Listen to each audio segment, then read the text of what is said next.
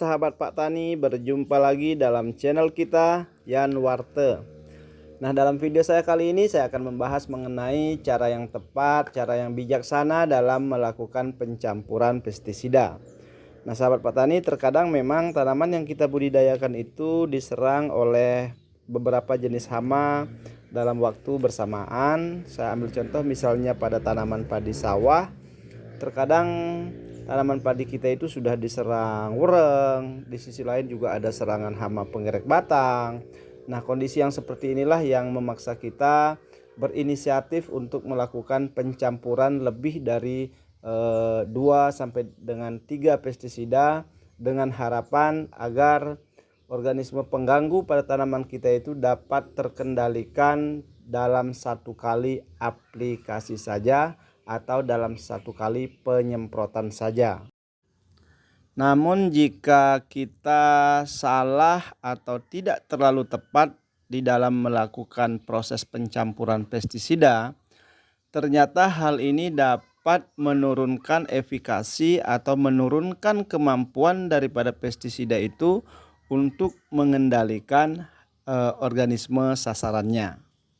Oke, sahabat Pak Tani, berikut ini adalah metode yang tepat di dalam melakukan pencampuran pestisida agar pestisida yang kita campur tetap efektif dalam mengendalikan organisme sasaran. Dalam hal ini adalah hama dan penyakit, dan di sisi lain juga lebih efisien dari sisi biaya atau cost yang kita keluarkan.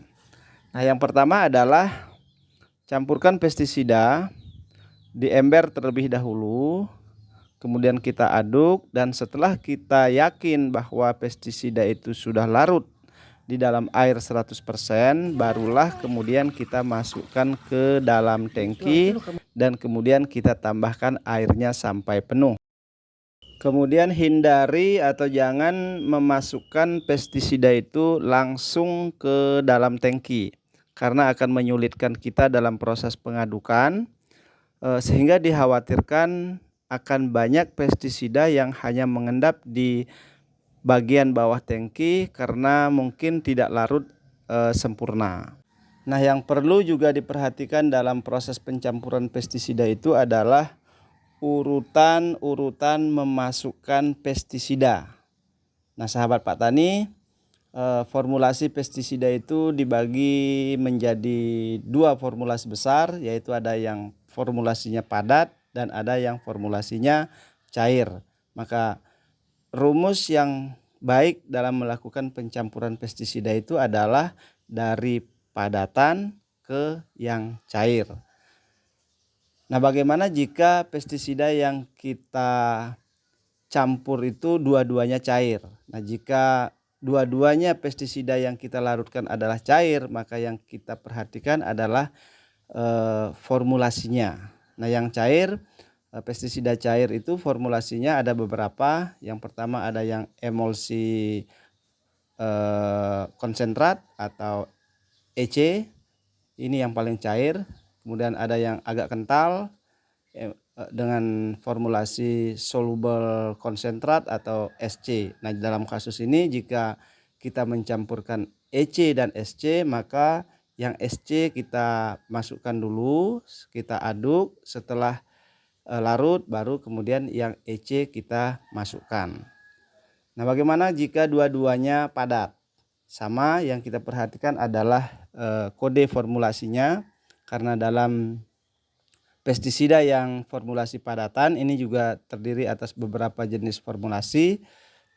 Yang pertama itu ada yang WP atau wettable powder, kemudian ada yang soluble powder atau yang SP. Maka dalam kasus ini yang kita masukkan terlebih dahulu adalah yang WP, yaitu yang wettable powder, lalu kemudian yang soluble powder, karena yang soluble powder itu lebih mudah larut.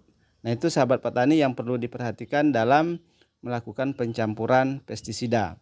Dan pestisida yang sudah kita campurkan itu seharusnya habis diaplikasikan di hari yang sama. Jangan disimpan, karena kalau disimpan larutan ini akan menimbulkan endapan, dan ini juga akan mempengaruhi efikasi atau kemampuan pestisida itu dalam mengendalikan organisme sasaran. Nah, yang perlu dihindari di dalam melakukan pencampuran pestisida adalah jangan mencampurkan pestisida dalam konsentrasi pekatan atau mencampurkan pestisida yang masih masing-masing ada dalam kemasan. Nah, ini juga tidak bisa dilakukan. Yang kedua, hindari pencampuran pestisida yang memiliki sasaran yang sama. Misalnya racun A sasarannya adalah untuk mengendalikan hama wereng, racun B walaupun memiliki formulasi yang berbeda, bahan aktif yang berbeda, tetapi jika sasarannya sama, ini juga perlu kita hindari pencampurannya. Oke sahabat Pak Tani, demikian dulu video yang sederhana ini saya buat. Semoga dapat memberikan informasi yang bermanfaat buat kawan-kawan dalam melakukan pencampuran pestisida, sehingga pestisida yang kawan-kawan campur itu tetap efektif mengendalikan organisme sasaran, dan di sisi lain juga efisien dari sisi biaya yang kita keluarkan. Terima kasih dan salam Pak Tani.